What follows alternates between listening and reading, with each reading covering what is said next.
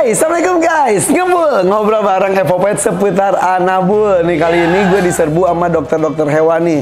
Ada Dokter Roy. Kalau ini mah emang kuncen di sini juga ya di Dakin. Sehat, Dok. Nah di sini juga ada Dokter Firman. Dokter Firman ini ternyata kakak kelas Dokter Roy di IPB kemarin. Dan bahkan Dokter Firman itu dulu ketika si Putri Minahasa sakit, kemudian dititip di IPB dirawat sama Dokter Amrozi. Salah satunya Dokter Firman sana. Iya, betul Dok. Dok, nggak apa-apa, Dok aja, saya kodok. Kebiasaan ngobrol sama saya. Iya, soalnya saya kodok juga. Jadi saat itu masih koas. Masih koas. Iya, jadi Putri itu dulu kan tiap bulan kolik lagi. Nah sekarang itu si Putri udah punya anak dua, namanya si Putra sama si Cinderella. Jadi karena dia tuh kalau nggak hamil sakit terus, jadi dihamilin terus. Gitu. Nah kalau Dokter Adelia ini lulusan UGM. Iya, UGM. Ini berarti salah satu murid dari Dokter Slamet Raharjo yang kalau ke Jakarta selalu mampir ke sini gitu. Oke, kalau begitu nih. Di sini tuh yang berisik tuh bukan hanya karyawan tapi juga suka banyak kucing-kucing liar. Jadi sini tuh ada kucing liar, udah dievakuasi, datang lagi, evakuasi, datang lagi. Kenapa di sini tuh saya pribadi harus agak mensterilkan area dengan kucing liar karena banyak burung-burung berkeliaran yang kita programkan. Mereka suka menyerang si burung-burung tersebut. Sementara saya fokusnya sekarang itu lagi di burung-burung supaya bisa berkeliaran di pohon-pohon, di jalanan. Tapi ya musuhnya itu predatornya adalah salah satunya kucing. Emang bener ya gitu ya? Iya. Secara alamiah karena kan kucing itu dia karnivora sejati ya. Kayak gitu. Berarti yang bisa dia kejar pasti yang makan itu ya. Ya itu dia. Burung. Iya, burung-burung yang udah jinak yang kalau di luar aja pada nyamperin ke tangan, terus dihajar sama kucing. Aduh, sayang banget tapi ya udah itu namanya juga siklus rantai makanannya juga. Tapi ya kita meminimalisir supaya kucingnya juga mendapatkan tempat yang di tempat lain. Di sini juga burung-burung bisa hidup bebas juga seperti itu. Main burung biawak sih lah. Nah, biawak juga ada juga. Sekarang biawak udah mulai juga. Iya, biawak yang apalagi yang dari pohon buni kan yang keluar tuh kecil-kecil tuh banyak. Sekarang tinggal satu sisanya. Oh iya, biawak dimakan juga jadi gini. Jadi pohon buni itu ada telur biawak. Keluar biawak-biawak kecil dan kita biarin kan alami banget ingat biawak-biawak itu. Dari 3 dihajar sama kucing juga. Apa? Di bawah kolong mobil cewek. Woi.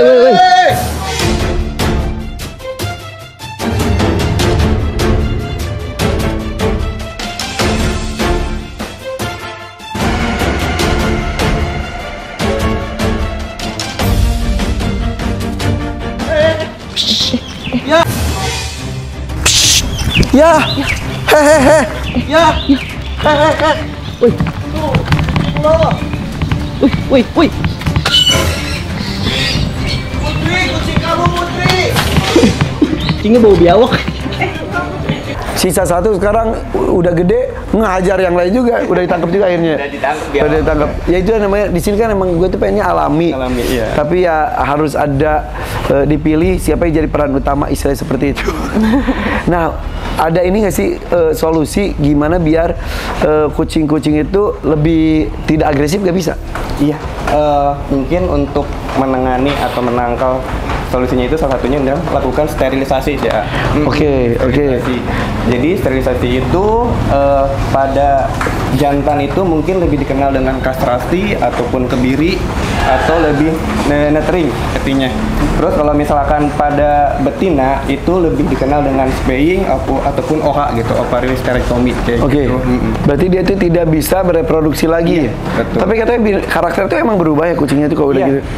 Beberapa kucing setelah dilakukan tindakan steril baik jantan maupun betina pasti akan berubah. Pertama karena hormonal sih, pasti dia akan lebih jinak untuk apa istilahnya ya. Gak apa-apa, nafas. Kayak ngos-ngosan banget.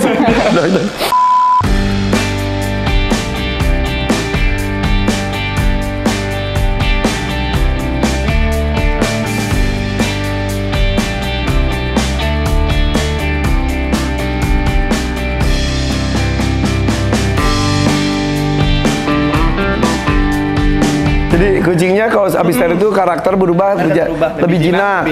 Terus gitu. Terus tentunya kucing itu akan terhindar dari penyakit organ kelamin juga. Oh, lebih sehat sebetulnya. Lebih sehat, betul. Nah, kan banyak nih penyakit dari organ kelamin itu, baik itu pyometra maupun kista, ada endometritis, bahkan kadang ada kucing yang kena kanker atau tumor payudara juga. Gitu.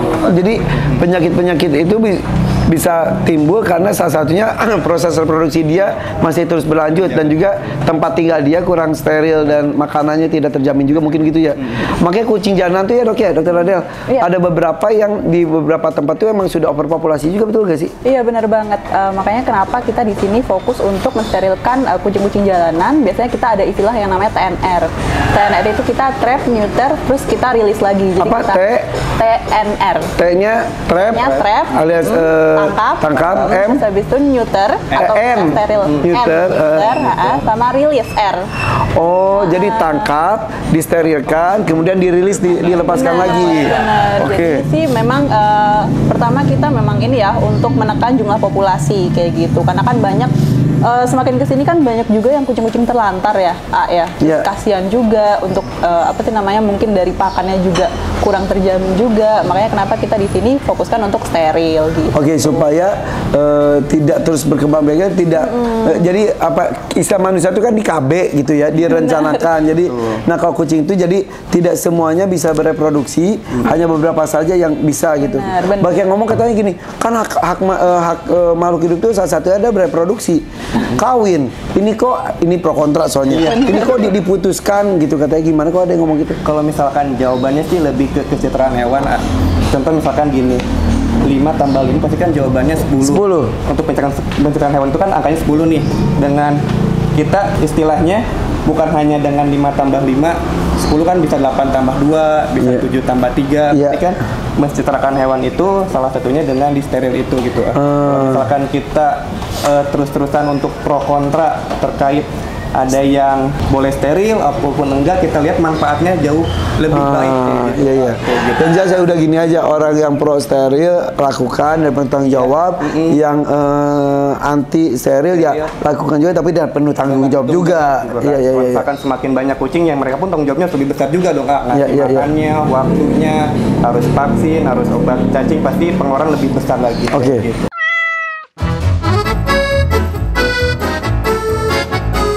Guys, giveaway kucing bengal. Nah sekarang menuju 9,2 M subscribers, ada 1 ekor kucing bengal berkualitas. Mau nggak? Mau dong. Caranya tinggal follow Instagram Singo22 Bengal Kucing. Jangan lupa selain subscribe The Hakim Channel, harus subscribe juga The Hakim's Music. Dan giveaway ini akan dibagikan pas di 9,2 M subscribers. Makanya jangan lupa subscribe ya. Oke, cepetan subscribe.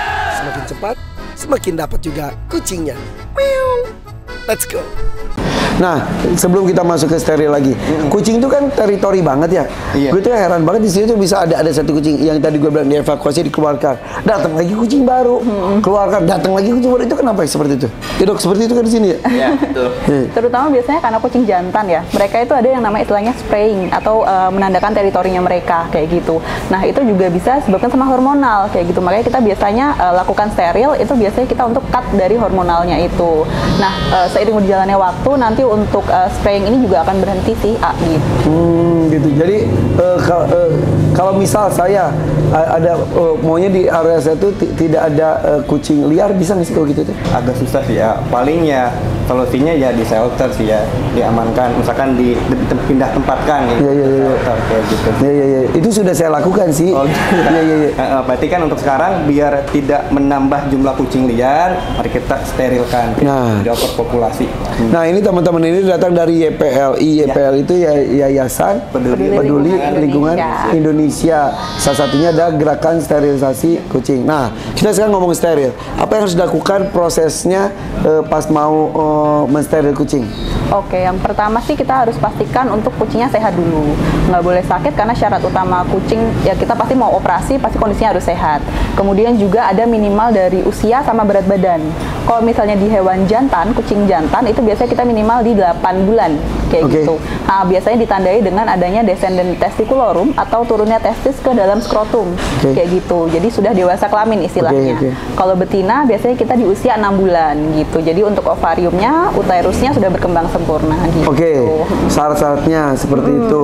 Harus pas proses harus puasa 2 atau gimana? Iya, disarankan untuk puasa dulu sih, mungkin minimal sih 8 jam sampai 12 jam gitu. Puasa makan, tapi untuk minum sih masih boleh. Iya, operasi besar ya hitungannya. Iya, betul. Karena bius total juga. Total, betul. Berarti kan resikonya berat juga, takut agar tidak saat pembiusan itu dia tidak muntah. Kalau misalkan muntah, pasti kan akan napas. Iya. Kalau ada makanannya maka dipuasakan. Habis selesai, biasanya berapa lama sih proses itu? Sebenarnya kita sebelum bahas tentang berapa lamanya kan ada beberapa teknik dulu ya. Jadi teknik operasi untuk betina itu ada 2 cara. Biasanya ada lewat abdomen atau midline, ada yang lewat plank. Itu tergantung dari dokter masing-masing. Yang emang biasa dengan midline, dengan plank gitu. Kalau misalkan untuk YPS sendiri kita ada aturan lebih nyaman pakai plank, jadi lewat samping. Itu alasannya yang pertama karena kalau misalkan kita di jahitan bawah kan kucing liar pasti kan akan takutnya rembes bawah gitu kan, kalau kita sih ke bawah tuh takutnya dia prolapse atau hernia, jadi takut jebolan jahitannya lepas dia jebol kayak gitu. Kalau samping sih lebih aman sih dan lebih cepat untuk proses penyembuhannya juga. Nah proses penyembuhan dari hasil selesai steril ke siap rilis itu berapa lama? Kita ketahui dulu bahwa untuk penyembuhan itu ada 3 tahap. Pertama itu ada tahap inflammatory, yang kedua ada proliferasi, dan yang ketiga adalah remodeling. Untuk tahap inflamasi itu ditandai dengan adanya peradangan di area luka, kan suka merah-merah tuh. Itu biasanya sih 24 jam waktunya sehari. Terus abis itu ada proliferasi, itu artinya pertumbuhan jaringan lunak baru gitu, jaringan baru di situ itu sekitar sih 2 hari atau 3 hari kayak gitu. Ada juga yang tergantung kucingnya, ada yang 5 hari juga. Terus yang ketiga itu remodeling, biasanya ditandai dengan adanya parutan, kan suka abis luka kan suka ada tuh Kak. Karena begitu. Biasanya sih kalau kita untuk jantan 3 hari 4 hari sih udah kadang udah cepet. Kalau jantan kan cepet. Kalau betina biasanya sih kita 5 sampai 7 hari sih udah boleh dilepas ya. Mereka masih bisa kawin nggak sih sebetulnya? Maksudnya melakukan hubungan walaupun tidak menghasilkan anak. Ya minimal mereka merasakan enak lagi gitu. Secara hormonal karena kan udah diambil ya, tapi karena kebiasaan ya perilaku kayak gitu. Tapi untuk membuahi lagi udah nggak bisa sih. Membuahi tidak bisa, tapi kegiatan kawinnya mungkin aja tergantung dari masing-masing karakter kucingnya. Tapi rata-rata sudah hilang hasratnya. Betul lah. Gitu. Di sana kucingnya kan di shelter yang udah disteril masih kawin aja. Oh iya. Tapi nggak hamil. Ya berarti itu memang nafsunya kegedean. Guys, setuju nggak kalau gue bikin The Hakims Music? Jadi semua klip yang sudah ada ataupun yang bakal dibikin, semuanya dikumpulin di channel itu. Kalau setuju, subscribe ya. Link ada di pin komen dan juga deskripsi. Thank you guys!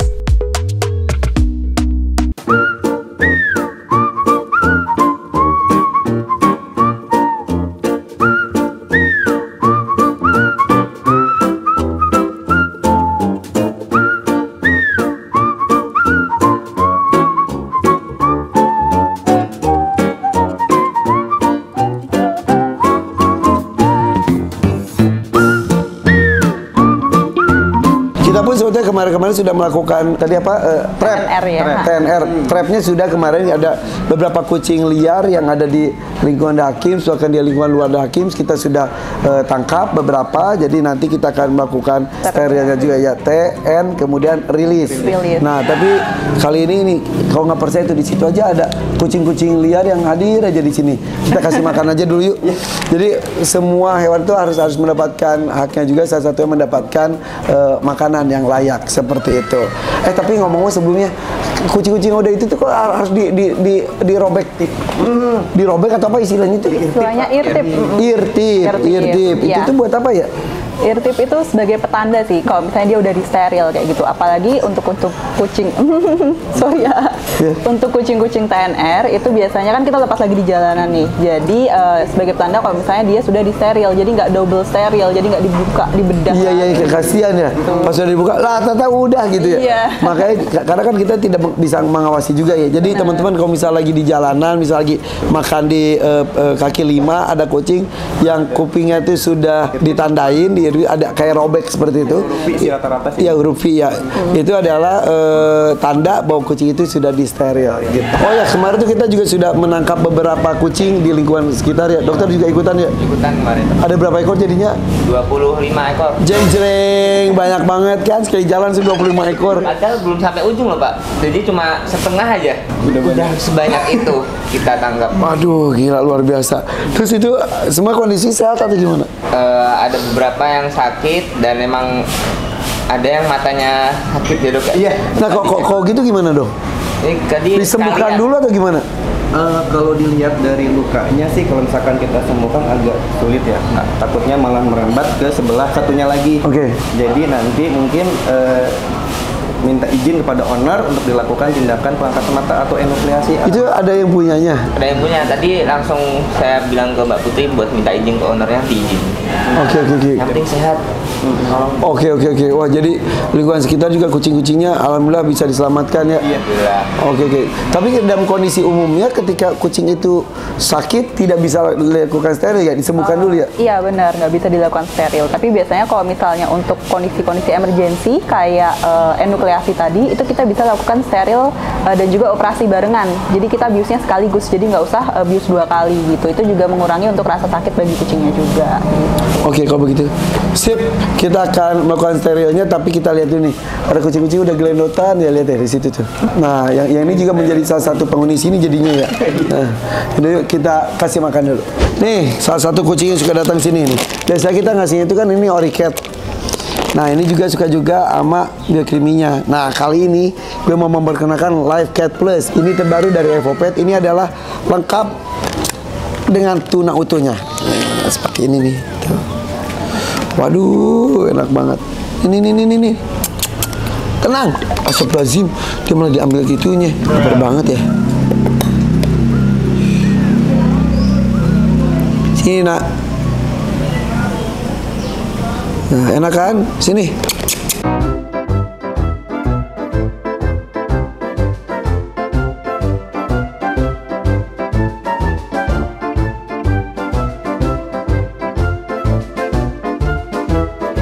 Nah, oke.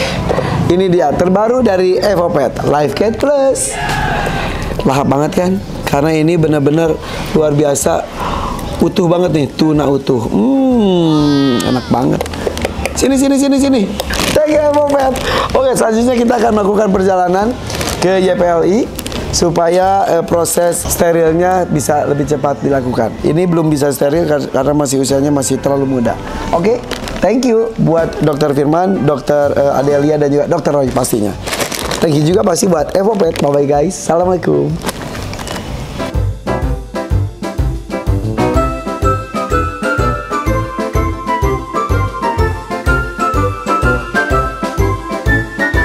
Guys, jangan lupa ya follow Instagramnya Evopet dan juga YouTube channelnya ya. Cus, banyak produk-produk barunya loh, beneran dari Evopet.